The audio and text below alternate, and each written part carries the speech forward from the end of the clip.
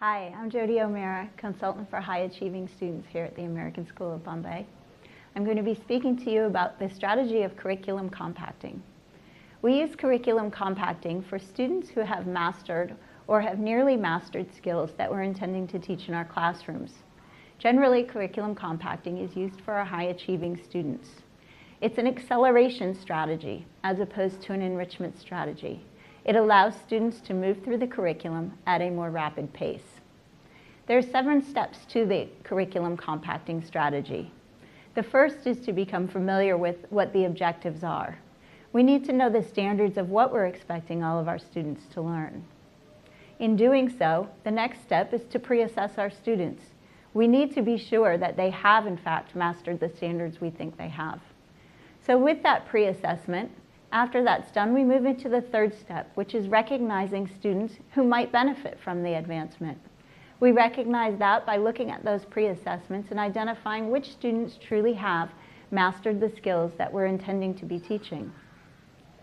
In looking at those pre-assessments, we also have a fourth step. We use those pre-assessments to sort to make sure there are no holes or to confirm mastery.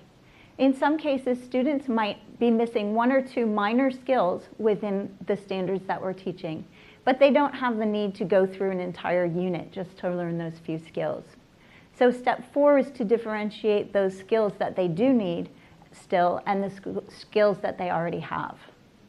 After that's been determined, the next step is to streamline that instruction to make sure that those holes are filled so there are no gaps for later learning. Step 6 is to develop the actual enrichment. When we're developing an enrichment for students, we want to make sure that it is not more work. The work should be different work. It should challenge their thinking differently, and it should be looking at another skill, which would be the next advanced skill. And then finally, the 7th step, very important, is to maintain data. We need to keep track of where those students were when they first came into the unit. We need to keep track of the data to make sure that we have filled any holes or gaps in their learning. And then we also need to maintain data to see how they are doing on that actual enrichment activity. This is done by the use of formative assessments. It can be done through progress monitoring, and certainly some type of evidence through some summative assessment is helpful.